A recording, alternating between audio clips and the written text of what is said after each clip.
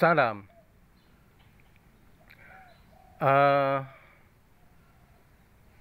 Insya Allah, Pilpres masa akan datang, yakni 2024, akan lebih tenang dibandingkan 2014 atau 2019. Mengapa? Karena Pilpres 2024 ini tidak ada tempat buat Wahabisme dan Khilafaisme ini ikut bermain dalam pemilu. Kita tahu Timur Tengah ancur-ancuran, perang saudara, instabilitas, politiknya kacau karena tadi virus Wahabisme dan virus khilafah yang memang dua-duanya ini disetting oleh Barat, ya, didanai oleh Barat, bahkan diberikan senjata oleh Barat, diberikan media oleh Barat, ya, sehingga ya gerakan dua kelompok itu, Wahabisme dan Khilafaisme, ini jadi troublemaker buat negeri-negeri Islam. Mengapa? Karena memang ya satu ideologi yang memang bukan murni, tapi emang diramu, dirancang oleh American Gang, ya, yang kemasannya agama, tapi justru ini beracun ketika mereka terapkan, ya, dengan segala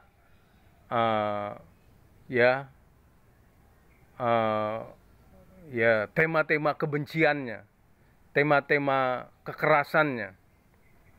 Mari kita lihat di Indonesia akan lebih aman dan lebih damai karena pemilu masa akan datang, ya, Wahabisme dan ya Khilafaisme ini ya tidak bisa masuk. Ya, kita harus tahu bahwa pemilu akan datang ini kelihatannya 3 kontestan. 1, Ganjar dan Mahfud MD. Yang kedua, Anies dan Cak Imin.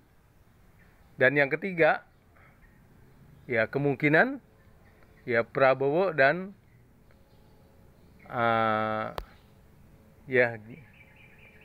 dan anaknya Jokowi. Ya. Nah, ketiga paslon ini, ya, ini tidak bisa ditembus oleh Wahabisme dan Khilafaisme atau orang-orang yang sudah kena virus kedua kelompok ini. Beda dengan 2014 maupun 2019 ketika Prabowo saat itu menjadi penantang kelompok oposisi terhadap Jokowi, ya, mereka bisa main.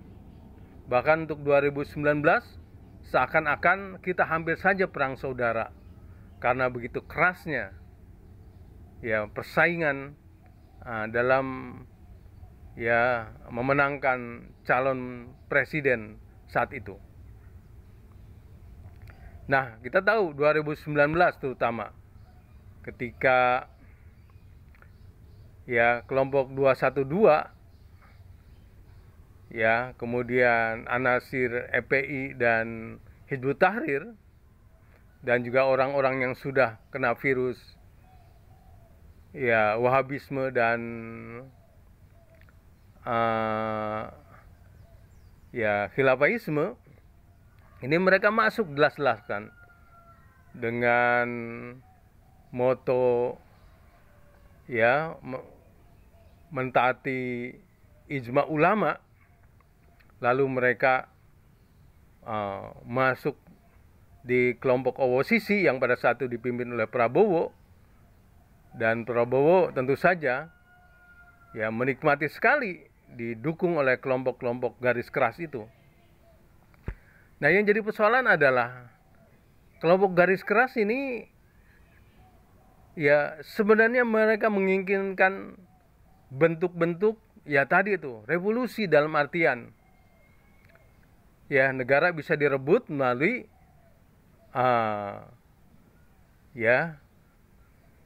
subversi, dalam artian menggulingkan pemerintahan yang sah. Karena menurut pendapat mereka bahwa demokrasi itu bid'ah barat.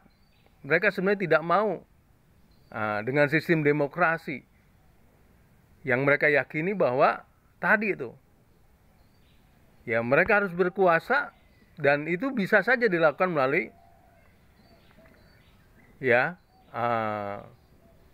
pemberontakan, dan mereka di berbagai negara itu menyusup baik melalui angkatan bersenjata maupun partai-partai yang ada, dan pola mereka sama itu, menciptakan ya kerumunan massa yang diharapkan kerumunan itu bisa merebut pemerintahan melalui revolusi. Dan mereka lakukan itu berbagai negara di Timur Tengah, yang akhirnya negara menjadi kacau, bukan mendapatkan pemimpin melalui pilpres, yang terjadi adalah kekacauan. Nah, mereka ingin terapkan di Indonesia, ternyata gagal.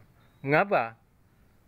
Nah, di Indonesia gagal, saya lihat ya tadi itu, angkatan bersenjata maupun kepolisian itu sudah siap, karena mereka jumlahnya cukup besar, ya polisian sekitar 500.000, angkatan bersenjata 500.000, dan tentu saja itu mereka bersenjata menjadi sekitar 1 juta. Jadi walaupun demonya mereka klaim jutaan, tapi mereka kan tidak bersenjata. Ya, mereka hanya menimpuk, membakar, ya melawan. Tentu mereka akan kalah dengan kepolisian dan angkatan bersenjata. Maka sehingga gagal mereka melakukan revolusi atau juga pemberontakan, atau juga kudeta merebut kekuasaan yang sah.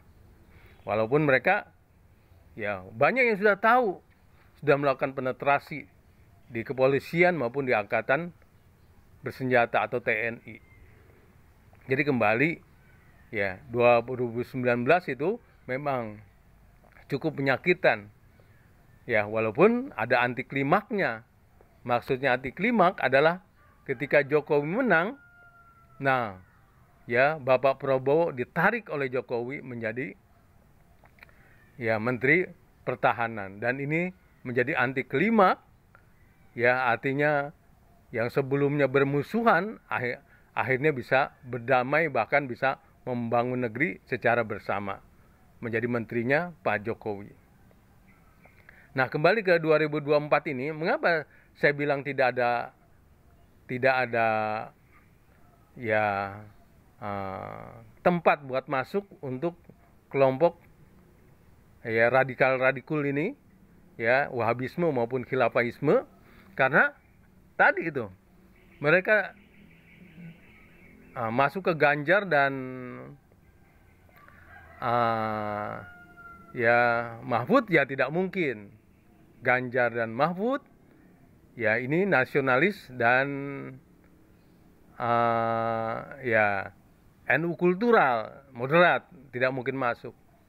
Nah, begitu juga ya kalau ke Anies dan Caimin tidak mungkin, karena Caimin ini NU ya struktural dan NU kultural, ya ini bisa menghadang apabila mereka masuk melalui Anies. Nah, begitu juga ketika nanti Prabowo dengan Gibran misalnya, nah ini juga tidak mungkin bisa masuk sebagaimana 2019. 2024 ini ya lagi-lagi dengan masuknya anak Jokowi ini, tidak mungkin kelompok radikal ini masuk dalam paslon Prabowo.